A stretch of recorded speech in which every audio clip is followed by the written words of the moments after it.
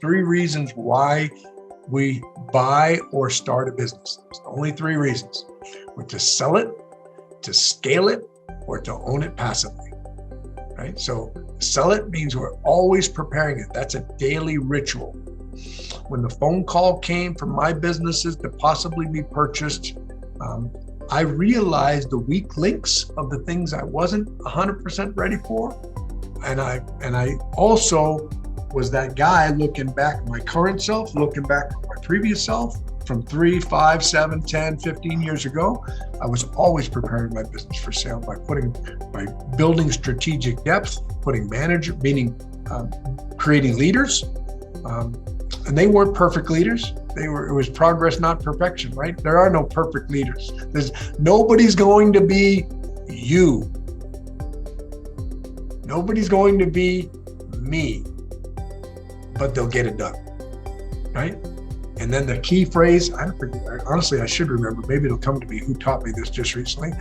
Here's the phrase that I had to get accustomed with. It's good enough. It's good enough. It's not perfect. It's not the way Andy Arndt would do it. It's not the way Brad Pichetta would do it. It's not the way Rob Rowsell would do it, but it's good enough, right? I'm not getting crappy reviews on Google. I'm not getting phone calls of screaming clients. It's good enough. It's good enough. So keep that, so sell it, scale it, which is nothing more than, I was scaling by acquisition, as you all know my story. I was scaling by, scaling by acquisition means adding locations, or scaling by adding bays, or scaling by key people, new technicians, making something out of nothing, adding new lifts, all of that. I'm using auto repair technology right now. All of that is scaling. If I take a shop from $1 million to 1.2, or even 300,000 to 600,000, you're scaling, aren't you? Yeah, it's a 100% increase. You bet it is, right? So scaling takes a lot of different ways, but that's another reason why I own the business. And then owning it passively, which means, remember, what is a passive investment? Less than, for Rob's interpretation, less than 10 hours a month.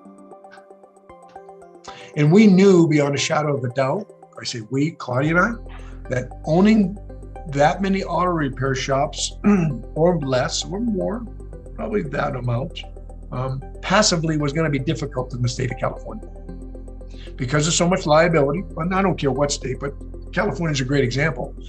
Because of the liability involved, and because of the human factor, all it would take is one manager having a life-changing experience. His mom is ill in Illinois, or his wife just got a relocation to Minot, North Dakota, and she's the higher breadwinner of the family, and they're leaving.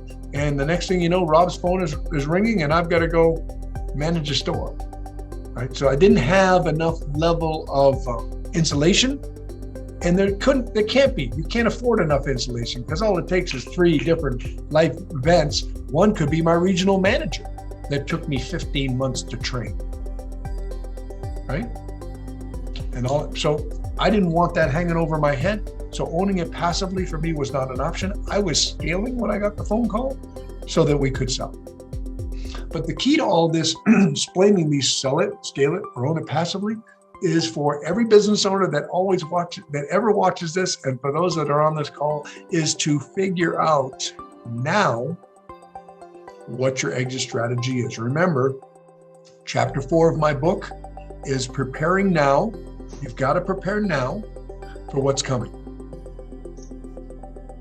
So it's whatever your choice is. If it is own it passively because somebody's going to run it for you, great. Get strategic depth put in place to where that can happen. If it is to sell it, make sure that it's ready to sell, and all the documents that you'll need to provide to a buyer are already in a Dropbox folder, ready to go. That doesn't happen overnight. That's a process. That's a 3-month process, so 6-month process. Key here is what? Begin the process. Begin the process, right? Be ready. Prepare now. Chapter 4. You got to prepare now for what's coming. Prepare now for what's coming. But if you don't know what's coming, how do you prepare? So just determine: am I selling? Am I scaling? Am I owning passively? What's going to be my exit strategy? All of that comes down to exit strategy. So I bring that up so that you guys can be putting some thought into that.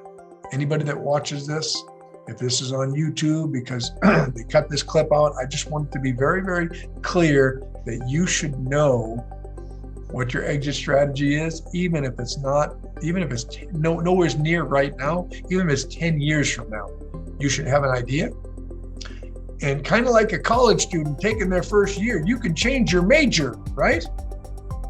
You can change your mind, but why not prepare for what your decision today is today?